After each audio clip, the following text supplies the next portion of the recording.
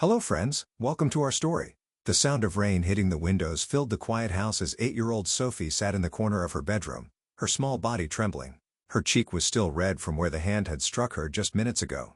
"Please stop, stepmom," she had begged through tears, but the woman standing over her had only laughed coldly. What Sophie didn't know was that her father, Daniel Mitchell, was at that very moment pulling into the driveway 3 hours earlier than expected. His business trip had been cut short, and he was eager to surprise his daughter. But the surprise would be his when he discovered what had been happening in his home while he was away. Before we continue, tell us in the comments where you're watching from. New York? London? Maybe Lagos or Mumbai? We love hearing from our viewers around the world. Let me take you back to the beginning, because understanding how Sophie ended up in this nightmare requires understanding how her family fell apart and came back together again. Daniel Mitchell was a successful architect, the kind of man who designed beautiful buildings and had a beautiful life to match. He'd been married to his high school sweetheart, Catherine, for 10 years. They had one daughter, Sophie, who was the light of both their lives. Catherine was warm, gentle, and devoted to their family. She volunteered at Sophie's school, baked cookies for every occasion, and made their house feel like a real home. But when Sophie was 6 years old, Catherine was diagnosed with breast cancer. The diagnosis came suddenly, without warning. One day they were a happy family planning a summer vacation, and the next day they were sitting in an oncologist's office hearing words like chemotherapy and survival rates. Catherine fought hard. For 18 months, she battled the disease with everything she had. Daniel took time off work to care for her. Sophie, too young to fully understand, knew only that mommy was sick and needed lots of rest. In the end, Catherine lost her fight. She died on a Tuesday morning in October, with Daniel holding her hand and Sophie sleeping peacefully in the next room, unaware that her mother had just taken her last breath. The grief that followed was overwhelming. Daniel threw himself into work, trying to drown his pain in blueprints and construction schedules. Sophie became quiet and withdrawn, her bright personality dimming like a light slowly going out. For a year, they existed in this fog of grief. Daniel's mother came to stay with them, helping to care for Sophie while Daniel worked long hours. But after 12 months, his mother's health began failing, and she had to return to her own home 3 states away. That's when Daniel met Victoria. Victoria Chen was beautiful, poised, and sophisticated. She worked as a marketing executive at a firm that partnered with Daniel's architecture company. They met at a business dinner, and Victoria made it clear she was interested in him. At first, Daniel resisted. It felt too soon, too wrong to even think about dating when Catherine had only been gone a year. But Victoria was persistent. She was charming, attentive, and she said all the right things about understanding his grief and respecting his daughter's needs. 6 months after they started dating, Victoria met Sophie for the first time. Daniel had been nervous about the introduction, worried about how his daughter would react to seeing her father with someone who wasn't her mother. The meeting took place at a family restaurant with a playground. Victoria arrived with gifts, a beautiful doll for Sophie and flowers for Daniel. She spent the entire lunch focused on Sophie, asking about school, complimenting her drawings, playing with her in the playground area. Sophie was cautious at first, but Victoria's attention slowly won her over. By the end of the lunch, Sophie was smiling and laughing, something Daniel hadn't seen enough of in the past year.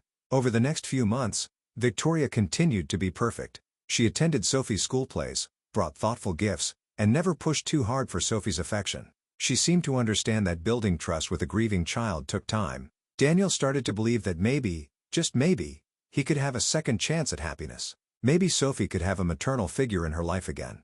Maybe their broken family could be whole once more. After dating for a year, Daniel proposed. Victoria said yes immediately, her eyes filling with tears of joy. They planned a small, intimate wedding, just family and close friends.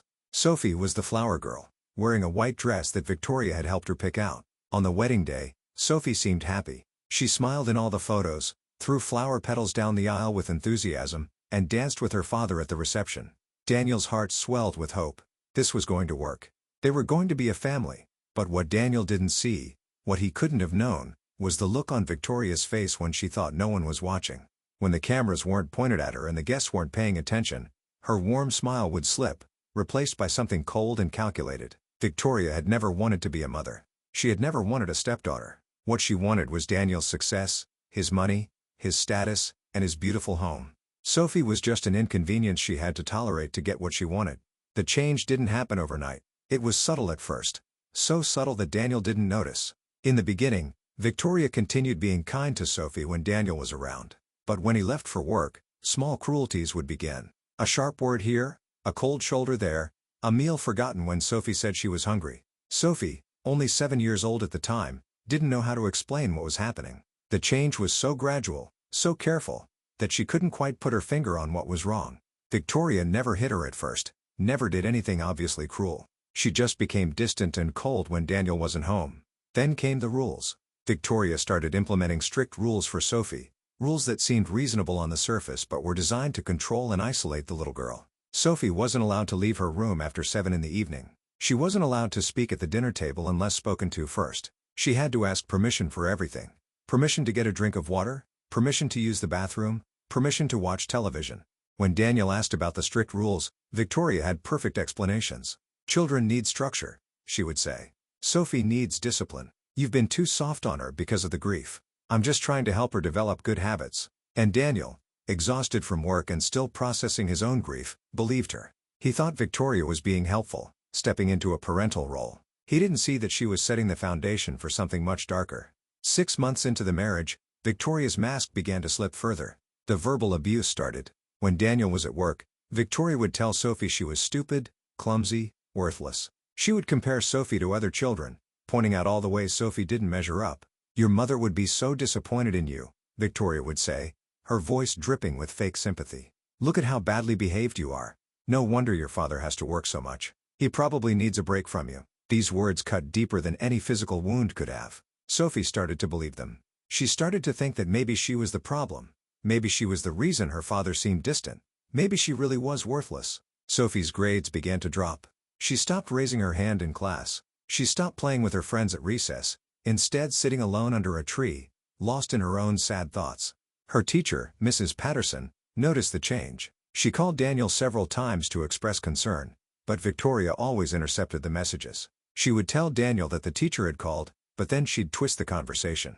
Mrs. Patterson is concerned that Sophie isn't trying hard enough, Victoria would say. She thinks Sophie needs more discipline at home. I told her we're working on it. Daniel, trusting his wife, never thought to call the teacher himself to get the full story.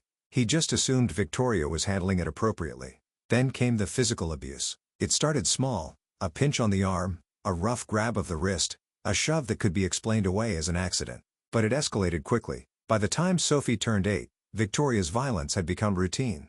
A slap across the face for talking back. Being locked in her room for hours for minor infractions. Being denied meals as punishment. The worst part was that Victoria was clever about it. She never left marks where Daniel could see them. Bruises were hidden under clothes. She would time the punishments for when Daniel was traveling for work, giving Sophie time to recover before he came home. And she had Sophie terrified into silence. If you tell your father, Victoria would hiss, gripping Sophie's arm so tightly it left fingerprints, I'll tell him you're lying. I'll tell him you're making up stories for attention because you can't handle having a new mother. He'll believe me, not you. And then I'll make your life even worse. Sophie believed her. After all, Victoria had been so good at pretending to be kind and loving in front of Daniel. When he was home, Victoria would transform back into the sweet, caring stepmother, complete with hugs and smiles. Daniel had no idea that the woman who kissed him goodbye each morning was the same woman who would slap his daughter an hour later. Share this story if you've ever felt helpless in a situation where no one believed you.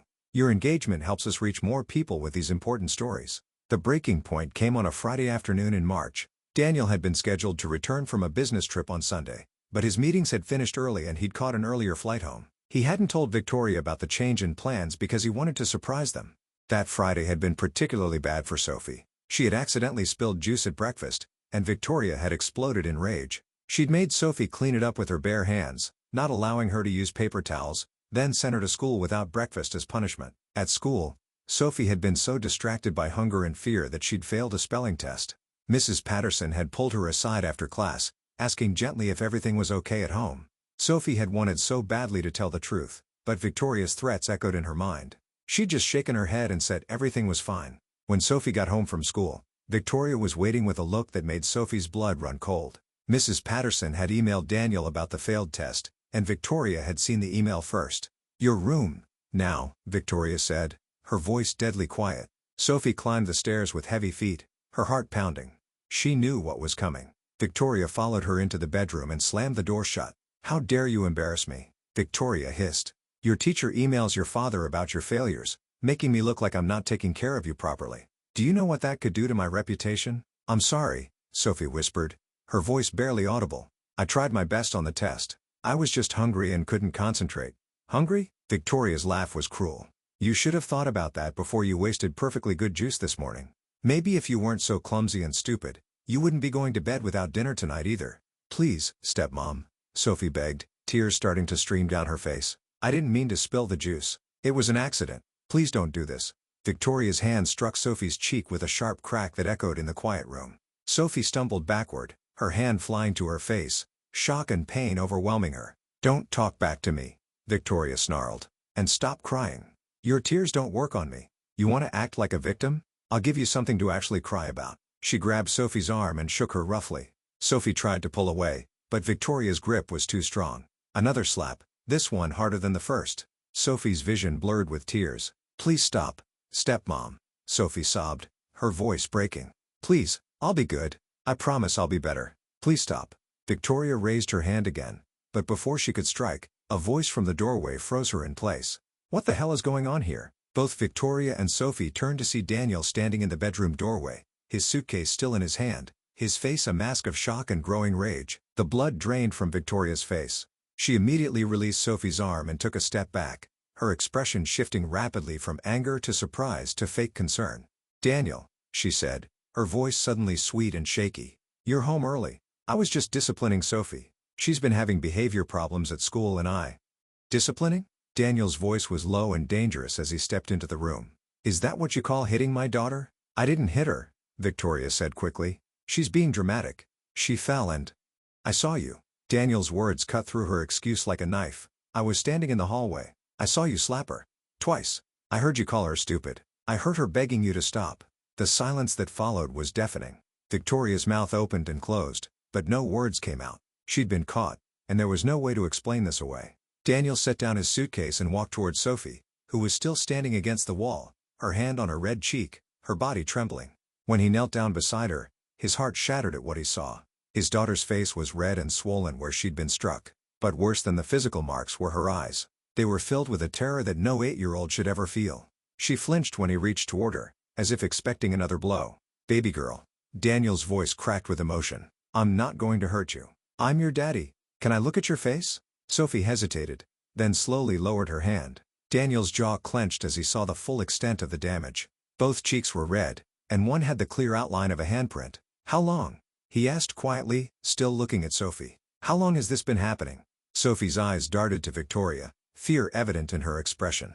Even now, even with her father here, she was afraid to speak. Sophie, Daniel said gently, taking her small hands in his. Look at me, sweetheart. You're safe now. I promise you're safe. But I need you to tell me the truth. Has she hurt you before? The little girl's bottom lip quivered. Tears streamed down her face as she slowly, hesitantly nodded.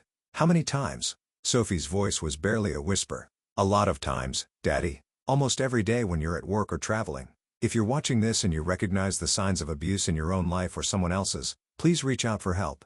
No child should have to suffer in silence. Daniel felt rage unlike anything he'd ever experienced flood through his body. He stood up slowly and turned to face Victoria, who had backed up against the wall, her perfect composure completely shattered. Get out, Daniel said, his voice trembling with barely controlled fury. Daniel, please, let me explain, Victoria started. I said get out. Daniel's shout made both Victoria and Sophie jump. Get out of my daughter's room. Get out of my sight. Get out of my house. This is my house too, Victoria said, trying to regain some control. I'm your wife. You can't just... You put your hands on my child, Daniel interrupted, his voice dropping to a deadly quiet that was somehow more frightening than his shout had been. You hit her. You terrorized her. You're not my wife anymore. You're nothing to me. Now get out before I call the police and have you arrested for child abuse. Victoria's face went pale. She looked at Sophie, then back at Daniel, calculating her options. Finally, she straightened her shoulders and lifted her chin, trying to salvage some dignity. You'll regret this, she said coldly. The sweet act completely abandoned now. I'll take you for everything you have in the divorce. I'll tell everyone you're an unfit father. You'll do nothing, Daniel said firmly, because I'm going to document every mark on my daughter's body. I'm going to get statements from her teacher about the changes in her behavior. I'm going to show everyone exactly what kind of monster you are. Now get out before I physically throw you out. Victoria grabbed her purse and stormed toward the door. But before she left, she turned back one more time. This isn't over, she hissed. Yes, it is, Daniel replied. It's very over. After Victoria left, Slamming the front door behind her, Daniel turned his attention back to Sophie. His anger melted away, replaced by overwhelming guilt and sorrow. How had he not seen this? How had he failed his daughter so completely? He sat down on Sophie's bed and opened his arms. "Come here, baby girl." Sophie hesitated for just a moment, then ran into her father's arms, sobbing uncontrollably. Daniel held her tight, rocking her gently as he had when she was a toddler, his own tears falling into her hair. "I'm so sorry," he whispered over and over. "I'm so sorry, Sophie. I should have protected you. I should have seen what was happening. This is my fault. I wanted to tell you," Sophie cried into his shoulder. "But she said you wouldn't believe me. She said you'd think I was lying because I didn't want a new mom. She said she'd make it worse if I told." Daniel's heart broke even further. "Oh, sweetheart, I will always believe you. Always. And she's never going to hurt you again. Never. I promise you that." They sat like that for a long time, Sophie crying out months of fear and pain while Daniel held her and made promises he intended to keep. No more traveling for work. No more trusting blindly. No more putting anything above his daughter's safety and happiness. Finally, when Sophie's sobs had quieted to hiccups, Daniel pulled back and looked at her seriously. "Sophie, I need to take pictures of your face and anywhere else she hurt you. I know that sounds scary, but it's important for making sure she can never hurt you or any other child again. Is that okay?" Sophie nodded slowly. "Will it help keep her away?" "Yes, baby. It will help keep her very far away." Daniel took photos with his phone, documenting the handprint on Sophie's cheek, the bruises on her arms that he now noticed for the first time, and the marks on her wrists where Victoria had grabbed her too tightly too many times. With each photo, his resolve strengthened. Victoria was going to pay for what she'd done. Next, Daniel called his lawyer, Margaret Chen, at her home number. He'd known Margaret for 15 years, and she'd handled his business contracts and Catherine's will. Now he needed her for something far more important. "Margaret, I need to divorce my wife immediately," Daniel said without preamble when she answered. "And I need to file criminal charges against her for child abuse." "What happened?" Margaret's voice was instantly alert and professional. Daniel explained everything, his voice shaking with emotion as he described what he'd witnessed and what Sophie had revealed. Margaret listened without interrupting, and when he finished, she was silent for a moment. "Daniel," she finally said, "this is serious, very serious. You did the right thing by documenting everything with photos. Tomorrow morning, first thing, we're going to the police station to file a report. Then we're going to get an emergency restraining order. After that, we're filing for divorce and making sure Victoria never gets near Sophie again." "Thank you," Daniel said, his voice thick with emotion. "Don't thank me yet," Margaret replied. "We have a lot of work to do. But Daniel, I promise you, we will make sure Sophie is protected. That's our #1 priority." After hanging up with Margaret, Daniel ordered pizza for dinner, something he knew Sophie loved. While they waited for delivery, he sat with her on the couch, and they talked. "Sophie, I need you to tell me everything," Daniel said gently. "I know it's hard, but I need to know all the things Victoria did so we can make sure she faces consequences. Can you do that for me?" Over the next hour, Sophie opened up about everything. The verbal abuse, the isolation, the denied meals, the slaps and shoves, the constant fear. With each revelation, Daniel's guilt grew heavier. How had he missed all of this? Comment below if you think parents need to be more aware of changes in their children's behavior. Sometimes the signs are right in front of us if we just pay attention. When the pizza arrived, Daniel noticed how eagerly Sophie ate, as if she hadn't had a proper meal in days. That observation led to more questions, and Sophie admitted that Victoria had been withholding food regularly as punishment. Daniel made a mental note to take Sophie to the doctor for a full checkup. He needed to document everything, not just for the legal case, but to make sure his daughter was healthy and safe. That night, Sophie asked if she could sleep in Daniel's room. She was afraid Victoria would come back. Daniel agreed immediately, setting up a comfortable spot for her on the large king-size bed. He lay awake most of the night, watching his daughter sleep and thinking about how close he'd come to losing her trust, her safety, her happiness, all because he'd been too blind to see what was happening in his own home. The next morning, Saturday, Daniel and Sophie went to the police station as planned. Margaret met them there, along with a child advocate specialist named Rebecca Torres who worked with abused children. Detective Sarah Walsh, a woman with kind eyes and a no-nonsense demeanor, conducted Sophie's interview. Daniel waited outside the room with Margaret, his hands clenched into fists, wishing he could be with his daughter but understanding that the interview needed to be conducted properly. Inside the room, Rebecca sat next to Sophie while Detective Walsh asked questions in a gentle but thorough manner. Sophie, with Rebecca's support, told her story again, this time with more detail. She described specific incidents, repeated the cruel things Victoria had said, and showed the detective the bruises that were still visible on her body. The interview lasted over an hour. When it was finished, Detective Walsh came out to speak with Daniel. "Mr. Mitchell," she said, her expression serious, "I want you to know that we take these allegations very seriously. Based on Sophie's testimony and the physical evidence, I have more than enough to arrest Victoria Chen for child abuse. We're issuing a warrant immediately." "Thank you," Daniel said, relief flooding through him. "I also want to commend you," Detective Walsh continued, "for taking action as soon as you discovered what was happening. Too many parents ignore the signs or try to handle these situations privately. By coming to us immediately, you're protecting not just Sophie but potentially other children Victoria might have access to in the future." After leaving the police station, Margaret, Daniel and Sophie went directly to the courthouse to file for an emergency restraining order. Within 3 hours, the order was granted. Victoria was prohibited from coming within 500 feet of Sophie or Daniel. If she violated the order, she would be arrested immediately. That afternoon, Daniel received a call from Detective Walsh. "We've arrested Victoria Chen," she said. "She's been charged with multiple counts of child abuse, assault, and reckless endangerment. Her bail hearing is Monday morning." "Will she get bail?" Daniel asked, worry creeping into his voice. "That's up to the judge," Detective Walsh replied. "But given the nature of the charges and the evidence against her, I think there's a good chance bail will be denied or set very high." Over the weekend, Daniel focused entirely on Sophie. They stayed home, watched movies, played board games, and talked about everything that had happened. Daniel also called Sophie's teacher, Mrs. Patterson, to explain the situation. "Mr. Mitchell," Mrs. Patterson said, her voice filled with relief, "I'm so glad you finally know what's been going on. I've been trying to reach you for months." "What do you mean?" Daniel asked, confused. "I called your office multiple times. I sent emails. I even tried to schedule a parent-teacher conference. But Victoria always intercepted my attempts. She'd tell me that you were too busy or that you'd already been informed about Sophie's problems." Daniel felt sick. Victoria had been actively blocking people from reaching him about Sophie's welfare. "Mrs. Patterson, I never received any of those calls or emails. I had no idea you were trying to contact me. I'm so sorry." "It's not your fault," the teacher said kindly. Victoria was very convincing. She made it seem like she was handling everything appropriately. "But Mr. Mitchell, I need you to know that Sophie's behavior at school changed dramatically after Victoria came into her life. She went from being an outgoing, happy child to being withdrawn and fearful. I knew something was wrong, but Victoria blocked every attempt I made to reach you." "Will you testify about what you observed?" Daniel asked. "For the criminal case?" "Absolutely," Mrs. Patterson replied without hesitation. "That poor child has suffered enough. If my testimony helps put Victoria away, I'm more than willing to do it." Monday morning arrived, and Daniel attended Victoria's bail hearing with Margaret. Victoria sat at the defendant's table with a public defender, looking small and defeated in her orange jail jumpsuit.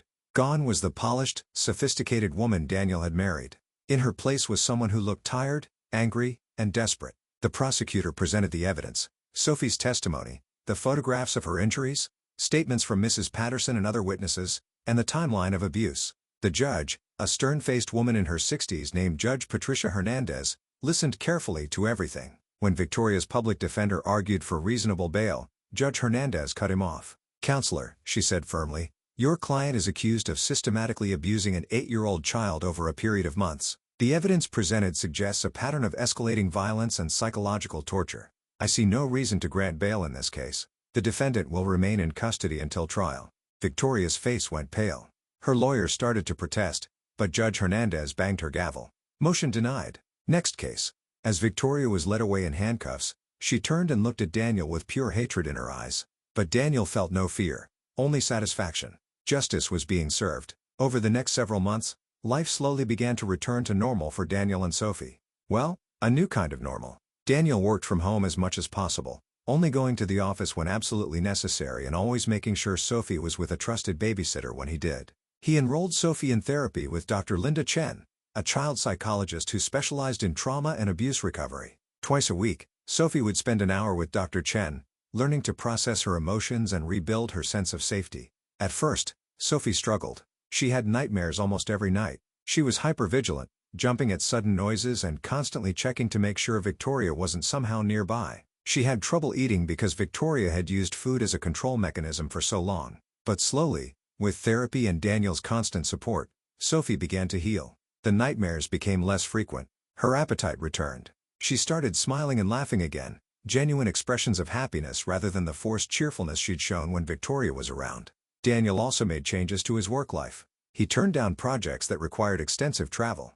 He hired a more reliable assistant and implemented systems to ensure that all communications about Sophie would reach him directly. He would never again allow someone to come between him and his daughter. Sophie's school performance began to improve. Mrs. Patterson reported that the withdrawn, fearful child was transforming back into the bright, engaged student she'd been before Victoria entered their lives. Sophie made new friends, joined the art club, and even tried out for the school play. 6 months after Victoria's arrest, the criminal trial began. Daniel had been dreading this day, knowing that Sophie would have to testify. But Dr. Chen had prepared her well, and Margaret had arranged for Sophie to testify via closed-circuit television so she wouldn't have to be in the same room as Victoria. The trial lasted 2 weeks. The prosecution presented a mountain of evidence: Sophie's testimony, the photographs of her injuries, medical records showing signs of malnutrition and stress, statements from Mrs. Patterson and other witnesses who had noticed changes in Sophie's behavior, and expert testimony from child abuse specialists. Victoria's defense attorney tried to argue that she had only been attempting to discipline an out-of-control child, that Sophie was exaggerating, that Daniel was orchestrating a campaign against Victoria because he regretted marrying her. But the evidence was too strong. The jury didn't believe Victoria's lies any more than Daniel did. After deliberating for just 4 hours, the jury returned with their verdict: guilty on all counts. At sentencing 2 weeks later, Judge Hernandez looked at Victoria with disgust. "Ms. Chen," the judge said, "you took advantage of a grieving man and his vulnerable daughter. You pretended to be a caring stepmother while secretly tormenting a child who had already lost her mother. You caused physical and psychological harm that will affect this child for years to come. This court has no sympathy for you." Judge Hernandez sentenced Victoria to 12 years in prison, with no possibility of parole for at least 8 years. She also issued a permanent restraining order preventing Victoria from ever contacting Sophie or Daniel again, even after her release from prison. As Victoria was led away to begin her sentence, Daniel felt a weight lift from his shoulders. It was finally over.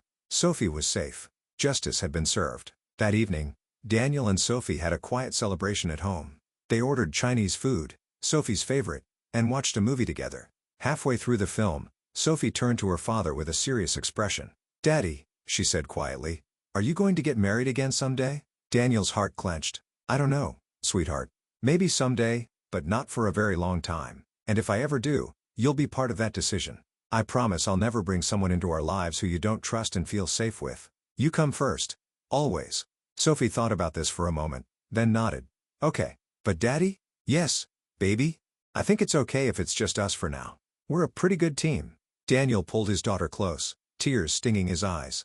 "We are the best team, Sophie. The very best." A year after Victoria's conviction, Sophie was thriving. She was doing well in school, had a close group of friends, and was showing real talent in art. Dr. Chen had reduced their therapy sessions to once a month, saying that Sophie had made remarkable progress in her recovery. Daniel had also found a better balance in his life. He was successful in his career but no longer let work consume him. He attended every school event, every art show, every moment that mattered to Sophie. He'd learned the hard way that success meant nothing if he wasn't there for his daughter. Sometimes, late at night, Daniel would think about the day he came home early and heard Sophie begging Victoria to stop. He would think about how close he'd come to not discovering the truth, about how Victoria might have continued abusing Sophie for years if he hadn't happened to arrive home at that exact moment. The thought made him sick with guilt and gratitude in equal measure. Guilt for not seeing the signs earlier. Gratitude that he'd discovered the truth before it was too late. He'd also learned important lessons about trust and vigilance. He'd trusted Victoria blindly, assumed that because she seemed perfect on the surface, she must be good underneath. He'd ignored warning signs, dismissed concerns, and prioritized his own happiness over his daughter's welfare. Never again. Now, Daniel questioned everything and everyone who came into Sophie's life. Teachers, babysitters, friends, parents, everyone was vetted carefully. Some people might have called him overprotective, but Daniel didn't care. His job was to keep Sophie safe, and he would never fail at that job again. If you've made it this far in the story, thank you for watching. Please like this video and share it with someone who needs to hear this message. Too many children suffer in silence because adults don't pay attention to the warning signs. I think it's okay if it's just us for now. We're a pretty good team. Daniel pulled his daughter close, tears stinging his eyes. "We are the best team, Sophie. The very best." A year after Victoria's conviction, Sophie was thriving. She was doing well in school, had a close group of friends, and was showing real talent in art. Dr. Chen had reduced their therapy sessions to once a month, saying that Sophie had made remarkable progress in her recovery. Daniel had also found a better balance in his life. He was successful in his career but no longer let work consume him. He attended every school event, every art show, every moment that mattered to Sophie. He'd learned the hard way that success meant nothing if he wasn't there for his daughter. Sometimes, late at night, Daniel would think about the day he came home early and heard Sophie begging Victoria to stop. He would think about how close he'd come to not discovering the truth, about how Victoria might have continued abusing Sophie for years if he hadn't happened to arrive home at that exact moment. The thought made him sick with guilt and gratitude in equal measure. Guilt for not seeing the signs earlier. Gratitude that he'd discovered the truth before it was too late. He'd also learned important lessons about trust and vigilance. He'd trusted Victoria blindly, assumed that because she seemed perfect on the surface, she must be good underneath. He'd ignored warning signs, dismissed concerns, and prioritized his own happiness over his daughter's welfare. Never again. Now, Daniel questioned everything and everyone who came into Sophie's life. Teachers, babysitters, friends, parents, everyone was vetted carefully. Some people might have called him overprotective, but Daniel didn't care. His job was to keep Sophie safe, and he would never fail at that job again. If you've made it this far in the story, thank you for watching. Please like this video and share it with someone who needs to hear this message. Too many children suffer in silence because adults don't pay attention to the warning signs. 2 years after Victoria's conviction, something unexpected happened. Sophie, now 10 years old, asked if she could write a letter to the court explaining how Victoria's abuse had affected her. Dr. Chen supported the idea, saying it could be therapeutic for Sophie to express her feelings in writing. Sophie spent weeks working on the letter with Dr. Chen's guidance. She wrote about the fear she'd lived with every day, about the pain of being hurt by someone who was supposed to protect her, about the nightmares and anxiety that still occasionally troubled her. But she also wrote about healing, about learning to trust again, about her father's love and support, about how she'd discovered her strength through this experience. The letter was filed with the court as a victim impact statement. It would remain part of Victoria's permanent record and would be reviewed if Victoria ever applied for early parole. Daniel read the letter with tears streaming down his face. His daughter's strength and resilience amazed him. She had been through something that would have broken many adults, yet here she was, not just surviving but thriving. Around this time, Daniel's mother, who had since recovered her health, came to visit for a month. One evening, after Sophie had gone to bed, she sat with Daniel on the back porch, drinking tea and talking. "You've done a good job with her," his mother said, gesturing toward the house where Sophie slept peacefully. "She's happy again." "Healed." "She's healing," Daniel corrected gently. "I don't know if she'll ever be fully healed from what Victoria did, but she's strong. Stronger than I ever could have imagined. She gets that from her mother," his mother said. "Catherine would be proud of both of you." Daniel smiled, thinking about his first wife. "I think she would be. I just wish I'd been smarter. I wish I'd protected Sophie better." "You can't change the past, son. You can only learn from it. And you have learned. You're a better father now than you were before. Not because you were bad before, but because you're more aware, more present. That's all any of us can do, learn and grow from our mistakes." Her words brought Daniel some comfort. He couldn't undo what had happened to Sophie, but he could make sure the rest of her childhood was filled with love, safety, and support. 3 years after Victoria's conviction, Sophie turned 11. For her birthday, Daniel threw a big party at their house with all of Sophie's friends from school. There was pizza, games, music, and laughter filling every room. As Daniel watched his daughter laugh, he felt a melt in his heart. True happiness finally. If this story touched you, kindly leave a subscribe.